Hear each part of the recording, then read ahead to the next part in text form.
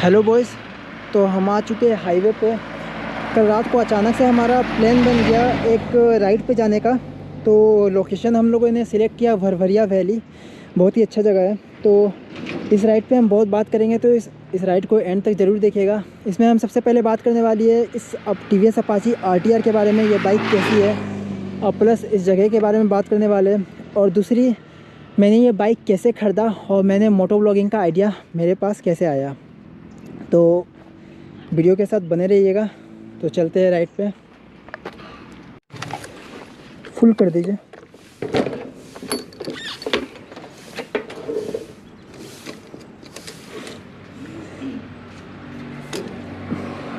देखिए हो जाएगा। हाँ, 816 रुपये।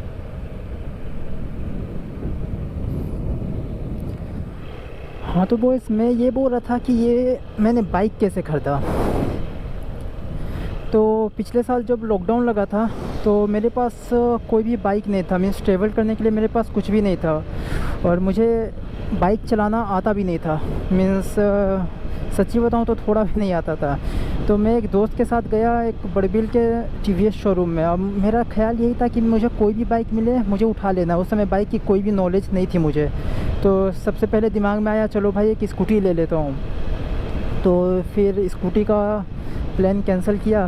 फिर एक बड़बिल ब्रांच में टीवीएस शोरूम गया, ये बाइक देखा। तो दोस्त लोगों ने बोला कि ये बाइक बजट में फिट है, लुक में भी अच्छी है और तुम्हारे लिए अच्छी पड़ेगी। तो जब मैंने पहली बार इस बाइक को देखा तो मैंने अपने दोस्त से यही बोला कि भाई मैं इस बाइक को चलाऊंगा कैसे, ये तो इतनी भारी दिख रही है। शायद आप लोगों को हंसी आ रहे होंगे क्योंकि इससे भी भारी भारी बाइक मार्केट में है, लेकिन उस समय मुझे बिल्कुल भी चलाना नहीं आता था। तो मेरे फ्रेंड्स ने बोला कोई बात नहीं, मैं तुम्हें सिखा दूंगा एक हफ्ते का। तो बस वहाँ से हमने बाइक ले ली और उस दिन मैं बहुत ज़्यादा खुश था। मेरे घर वाले भी बहुत ज़्यादा खुश थे कि मैंने खुद की अर्निंग से एक बाइक ख़रीद लिया है। तो मैं घर लेके आया। घर लेके आने के बाद मैंने खुद से सीखा, किसी ने हेल्प नहीं किया। 2-3 बार मैंने इस बाइक से गिरा भी मैं, फिर भी मैं ट्राई करते रहा।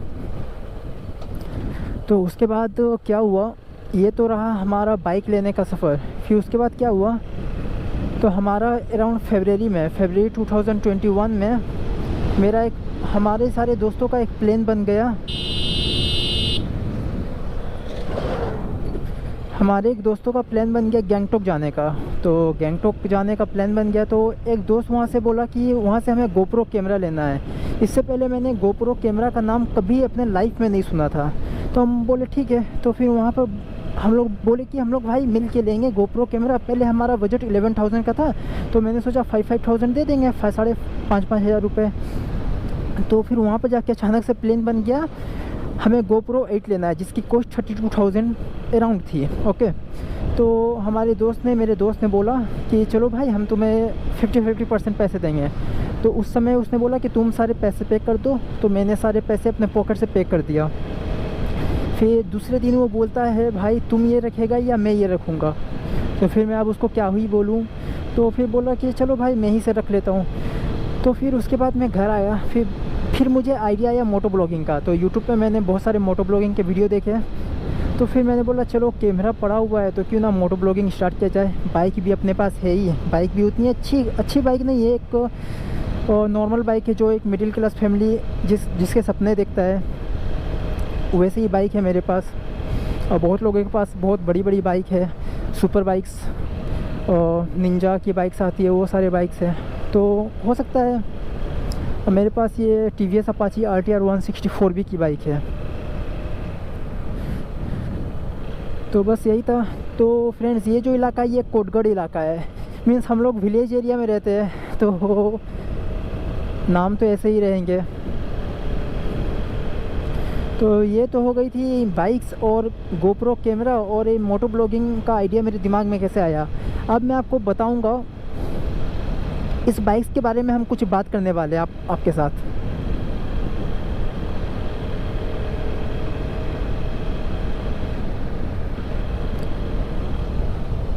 सुबह के अराउंड बज रहे 7:19।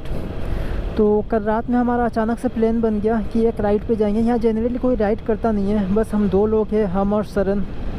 उसकी बाइक है अपाची RR 310। तो हम दोनों निकल जाते हैं। जब काम से बहुत ज़्यादा फ्रस्ट्रेट हो जाते हैं तो हम लोग निकल जाते हैं। वैसे मैं आपको अपने बारे में बता दूं, मैं एक डिप्लोमा इन मैकेनिकल इंजीनियरिंग मैंने किया हुआ है, और इसके बाद मैंने बहुत सारे जॉब भी किया, बहुत सारी कंपनी में जॉब किया। ये सारे कंपनी के जॉब मैंने क्विट कर दिया है और फ़िलहाल मैं खुद की बिज़नेस चलाता हूँ। मेरी ऑनलाइन अर्निंग के बहुत सारे सोर्सेस है, मैं उसमें काम करता हूँ और अच्छी खासी अर्निंग हो जाती है। बस ये मोटो ब्लॉगिंग तो बस माइंड फ्रेश करने के लिए हो जाता है हमारा काम, और कुछ इसमें है नहीं।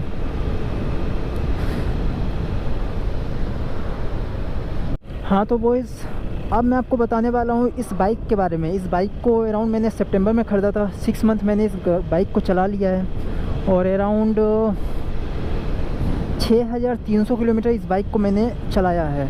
तो जो लोग भी TVS Apache RTR 160 को ख़रीदने की सोच रहे हैं, उसके लिए ये वीडियो यूज़फुल रहेगा, क्योंकि उन लोगों को एक आइडिया मिल जाएगा कि इस बाइक को हमें ख़रीदना चाहिए कि नहीं। तो सबसे पहले मैं बता दूं, ये बाइक हमारी माइलेज देती है अराउंड, अभी जो मैं हाईवे में चला रहा हूँ यहाँ पर 40 किलोमीटर पर लीटर की माइलेज देगी। अगर मैं इसे सिटी में चलाता हूँ तो 35 तक माइलेज देती है, और कंपनी इसको क्लेम करती है 40 to 45 किलोमीटर पर लीटर क्लेम करती है। और इसकी जो मैक्सिमम स्पीड है 114, लेकिन हमने इसे 119 तक भगाया है। मीन्स 2 लोग बैठे हुए थे, मीन्स लोड लेके ये इजीली 119 तक ये स्पीड पकड़ सकती है ये बाइक। ओके,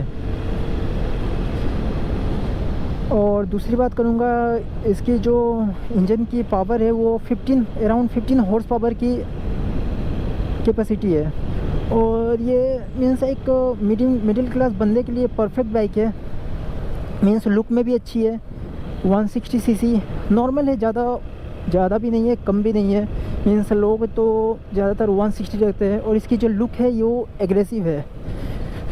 तो अगर आप इस बाइक को लेने की सोच रहे हैं तो आप अपनी रिक्वायरमेंट देखें। जैसे कि मैं आपको अपनी रिक्वायरमेंट बता देता हूँ। मेरी जो रिक्वायरमेंट थी वो मुझे डेली बेसिस पे ये बाइक यूज़ करना था, तो आप इसको डेली बेसिस पे बाइक यूज़ कर सकते हैं। आप किसी फैमिली मेम्बर को पीछे बैठा के भी राइड कर सकते हैं। अराउंड 1 आवर्स तक आप राइड ईज़िली कर सकते हैं। और इसमें मैंने अराउंड 440 किलोमीटर की राइड की है, वो वीडियो मेरे यूट्यूब चैनल पे पड़ी हुई है। तो इसमें कोई दिक्कत तो होती नहीं है।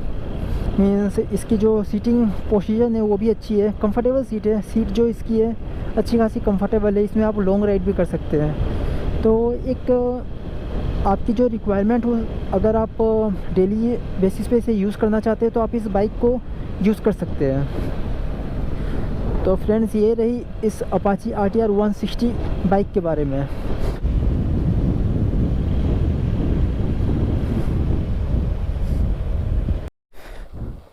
ये जो बाइक है, इस बाइक को कहीं भी लेके जाते हैं तो सारे लोग देखने लगते हैं। अब बगल में देख सकते हैं। चल,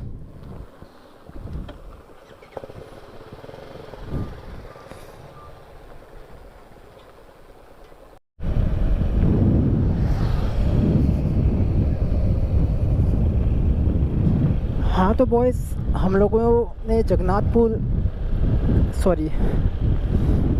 हम लोग अभी जगन्नाथपुर से निकल गए हैं। तो आज के ब्लॉग में मैंने आपको इस बाइक के बारे में बताया था। तो इस बाइक के बारे में मैं और एक चीज़ बोलना चाहूँगा। जब मैं इसे पहली बार हाईवे में लेके गया, 1 मिनट पहले गाड़ी चला लेता हूँ। हाँ, तो जब मैं इसे पहली बार हाईवे में लेके गया तो मुझे एक इसकी कमी महसूस हुई। जब भी मैं 90 के ऊपर जाता था, 90 से 100 के बीच में, तो जब मैं ब्रेक लगाता था तो इसकी ब्रेक लग नहीं रही थी। तो जो सरन की बाइक थी जो आगे जा रही है, उस पर मैं बहुत बार उस गाड़ी को ठोक दे रहा था। मीन्स टच होते होते बच रहा था। तो फिर मैंने सर्विस सेंटर में जाके बोला, भाई इसकी ब्रेक वर्क नहीं कर रही है, मीन्स 90 के ऊपर।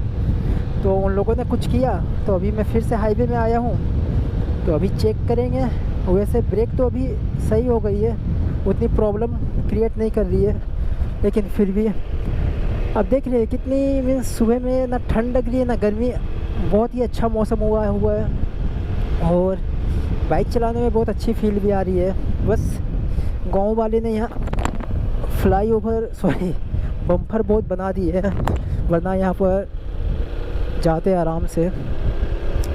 वो इस गाड़ी की स्पीड ज़्यादा नहीं है, अराउंड 114 टू 119 तक टच कर जाती है। अब देख रहे हैं ये जो हमें दिख ही नहीं रहे हैं, मीन्स बम्पर दिख ही नहीं रहे हमें। तो ये ब्लॉग कैसा रहा कमेंट करके ज़रूर बताइएगा। मेरे पास कोई सुपर बाइक नहीं है, एक नॉर्मल बाइक है, बस उसी से ब्लॉग बनाता हूँ। आने वाले समय में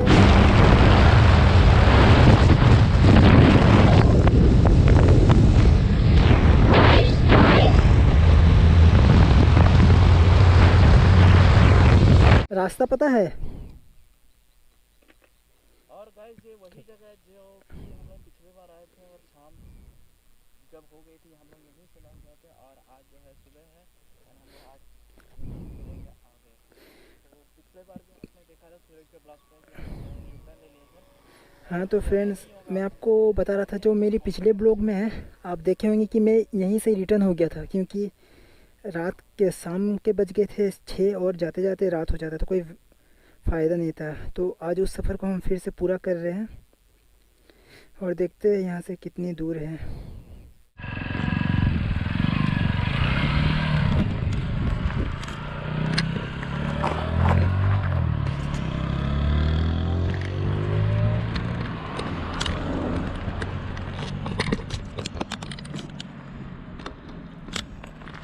तो गाड़ी देखेगा तो भैया होगा तो हमको आवाज़ दे दीजिएगा।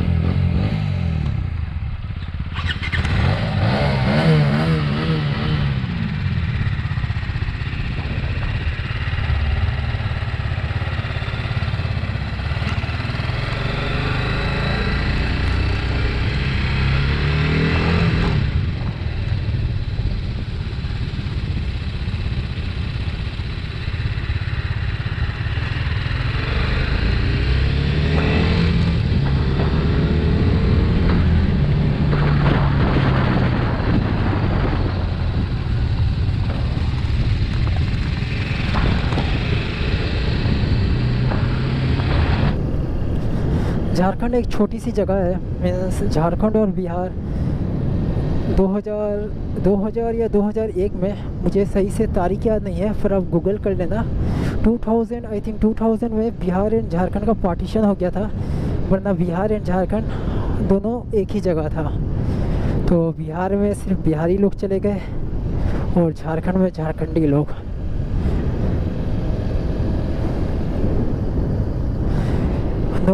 नौमुंडी के बारे में आप लोगों को कुछ बताना चाहूँगा। नौमुंडी जो है वो एक विलेज एरिया है, मीन्स यहाँ टिस्को की कंपनी है, जिसके वजह से यहाँ पे बहुत अच्छा खासा सुधार आ गया है, जिसकी वजह से हम लोग भी इंग्लिश मीडियम में पढ़ाई कर चुके हैं। अच्छी खासी हॉस्पिटल है, फैसिलिटी भी अच्छी खासी है, और यहाँ पर आयरन ओर की प्रोडक्शन होती है। यहाँ पर आयरन ओर भरपूर मात्रा में नेचर के द्वारा प्रेजेंट है। तो हमारी जो टिस्को कंपनी है बस उसे यहाँ से निकाल के उस आयरन ओर को एक्सपोर्ट करती है। तो ये सरन आ गए।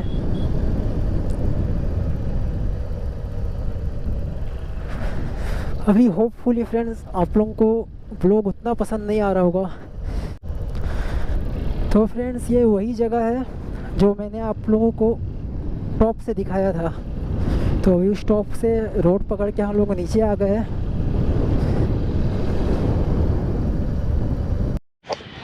सो फ्रेंड्स फाइनली हम वापस आ गए जहाँ से निकले थे। और रास्ते में मेरे साथ एक बहुत ही अच्छा वाक़या हो गया। वो क्या हुआ, जो आप देख रहे होंगे मेरी जो गाड़ी है वो ओडी नंबर है, लेकिन मैं रहता हूँ झारखंड में। तो यहाँ के पुलिस बार बार मुझे कैच कर लेते हो। तो उस समय मेरा कैमरा ऑन नहीं था, वरना मैं आप लोगों को दिखाता कि वहाँ मेरी क्या क्या बात हुई। तो उन लोगों ने पूछा पेपर्स दिखाओ, पेपर्स तो मैं घर पे रखता था। तो वो लोग चिल्लाने लगे मेरे ऊपर।